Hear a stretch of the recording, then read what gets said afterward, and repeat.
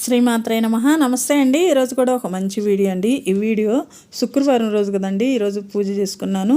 అయితే మనం మార్గశిర మాసం అంతా అమ్మవారికి గురువారం లక్ష్మీ గురువారాలు పూజ చేసుకున్నాము. అయితే శుక్రవారం రోజు నేను సింపుల్గా పూజ చేసుకున్నానండి. నిలబడి చేసుకోలేక మాకు పైన చిన్న సెల్ఫ్ కదా ఉంది, సెల్ఫ్లో నిలబడి చేసుకోలేక కింద కూర్చొని పీట పెట్టుకొని అమ్మవారికి పూజ చేసుకున్నాను. నా పూజా విధానం సింపుల్గా చేసుకుంటాను నేను ఎప్పుడైనా. ఆ సింపుల్ విధానం మీకు నచ్చితే లైక్ చేయండి, షేర్ చేయండి, తప్పకుండా సబ్స్క్రైబ్ చేసుకోండి. కొత్తగా ఛానల్కి ఎవరైనా వచ్చుంటే తప్పకుండా సబ్స్క్రైబ్ చేసుకొని ఆదరించి అభిమానిస్తారని కోరుకుంటున్నాను మనస్ఫూర్తిగా అందరికీ. ఇంకా వీడియోలోకి వెళ్తే ఈరోజు నుంచి మామూలుగా మనం మార్గశిర మాసం అంతా కూడా గురువారం రోజు అమ్మవారికి పూజ చేసుకున్నాము. అయితే గురువారాల్లో అమ్మవారికి ప్రత్యేకంగా ఒక మార్గశిర మాసంలోనే చేస్తాము. మరి మామూలు రోజుల్లో మామూలు నెలల్లో ఏ నెలల్లో అయినా సరే శుక్రవారమే అమ్మవారికి పూజ చేస్తాము. నేనైతే ఇక్కడ పీట అంతా రెడీ చేసుకున్నానండి. అమ్మవారి ఫోటోకి చక్కగా గంధం కుంకుమలు అలంకరించుకొని ఫోటో పెట్టుకున్నాను. ఇక్కడ అమ్మవారికి కూడా చిన్న చిట్టి గాజులు మాలేసాను. నా దగ్గర పూల మాలలు అయితే లేవు, చామంతి పూలు ఉన్నాయి కానీ నేను పూలు కుట్టలేదు. ఇంకా అమ్మవారికి పూలతో చక్కగా అందంగా రెడీ చేసుకోవచ్చు. నేనైతే ఈరోజు కామాక్షమ్మ దీపాన్ని పెట్టుకోవాలనుకుంటున్నానండి. అందుకే తమలపాకులు అమ్మవారిని తమలపాకుల మీద పెట్టుకుందాం అనుకున్నాను. అందుకే తమలపాకులు చూపిస్తున్నాను.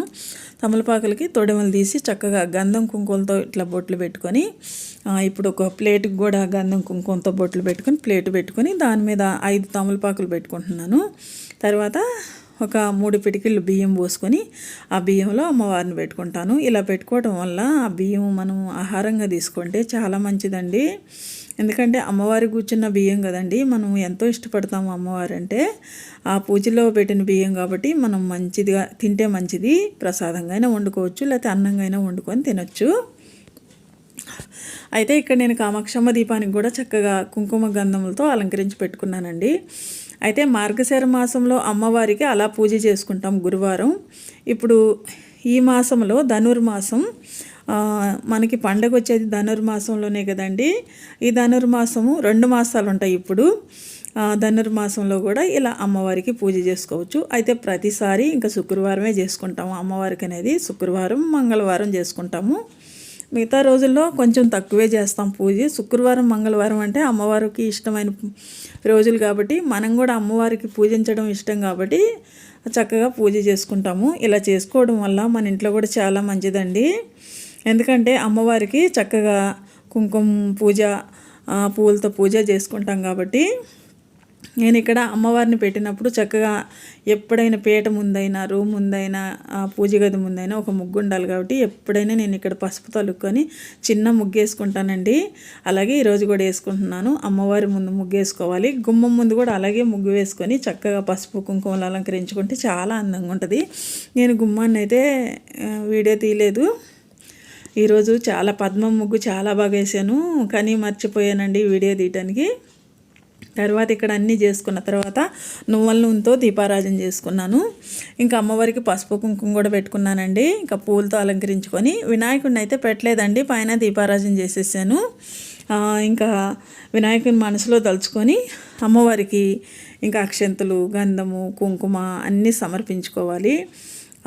అమ్మవారి నామం కూడా ఉంటుందండి, అదైనా చదువుకోవచ్చు, శ్రీమాత్రే నమః అని.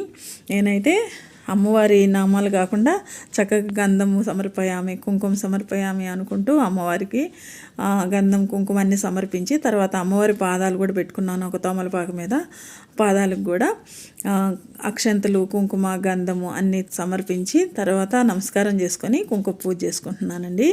కుంకుమ పూజ చేసుకునేటప్పుడు అమ్మవారి నామాలు ఉంటాయి కదా, అష్టోత్తరాలు ఉంటాయి, అష్టకం ఉంటుంది, లేకపోతే శ్రీమాత్రే నమః అనుకుంటా కూడా చేసుకోవచ్చు.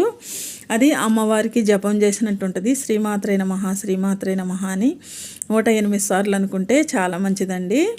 ఇంక ఇక్కడైతే అమ్మవారికి కుంకుమ పూజ చేసుకొని నమస్కారం చేసుకొని అమ్మవారి పాదాలకి ఇప్పుడైతే తాంబూలంగా నేను అరటిపళ్ళే పెట్టానండి, ప్రసాదంగా కూడా అయ్యే పెట్టాను. ఇంకా కర్పూర హారతి ఇచ్చుకుంటున్నాను. కర్పూర హారతి ఇచ్చుకొని మనం కూడా హారతి తీసుకోవాలి అమ్మవారికి చూపించిన తర్వాత. ఈరోజు పూజా విధానం సింపుల్గా చేశానండి, మీకు అందరికీ కూడా నచ్చద్దు అనుకుంటున్నాను.